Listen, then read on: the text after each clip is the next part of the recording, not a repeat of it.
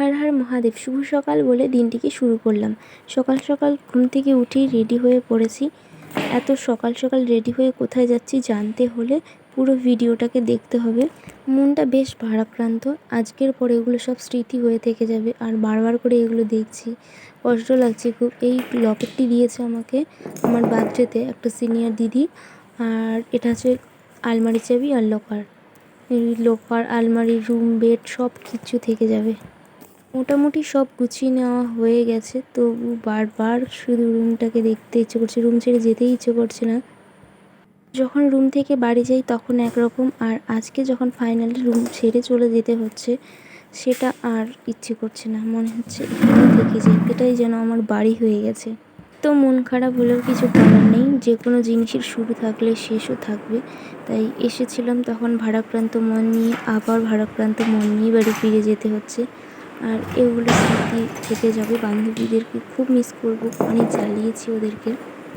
মন খারাপ হলে ওদের রুমে বসে গল্প করতাম, আড্ডা দিতাম, ঘুরতে নিয়ে যেত। স্পেশাল দিনগুলোতে সবাই মিলে সেলিব্রেশন করেছিলাম, গান করেছিলাম, মুভি দেখেছিলাম, সব কিছুই আজকে স্মৃতি হয়ে থেকে যাচ্ছে। আজকেই বাড়ি চলে যাচ্ছি না, আজকে ইউনিভার্সিটিতে রাখি বন্ধন উৎসব আছে, তাই সেখানে যাই। কাল সবাই মিলে সকাল সকাল একসাথে করে ট্রেনে চলে যাব। আজকে রাখি বন্ধন অলমোস্ট ডান, সবাই মিলে রুমের দিকে যাচ্ছি। আর এখান থেকে ফিরে আমরা ঘুরতে গিয়েছিলাম রাজবাড়িতে। সেখান থেকে এসে রাত্রিবেলা মুভি দেখছিলাম। আমাদের সব হয়েছে ভূতের মুভি দেখবো, এক একজন ভয়ে কাতরাচ্ছি আর এদিকে মুভি দেখছি। তবে সবাই মিলে একসঙ্গে গভীর রাতে ভূতের মুভি দেখার মজাটাই আলাদা।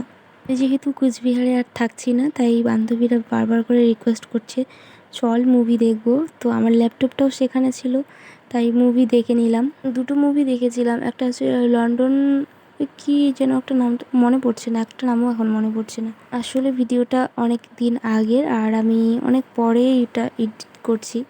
আর ভিডিও আমি ভাইরাল হওয়ার জন্য পোস্ট করি না, আমি স্মৃতি হিসেবে রেখে দেওয়ার জন্যই এই ভিডিওগুলো করে রাখি। পরবর্তীতে এই দিনগুলি তো আর ফিরে আসবে না, তাই স্মৃতিচারণের জন্য ইউটিউবের খাতায় লিখে রাখলাম। ঘড়িতে এখন 2:30 বাজে, আমরা এখনও ঘুমাইনি। কালকে সকাল 6টায় আমাদের ট্রেন।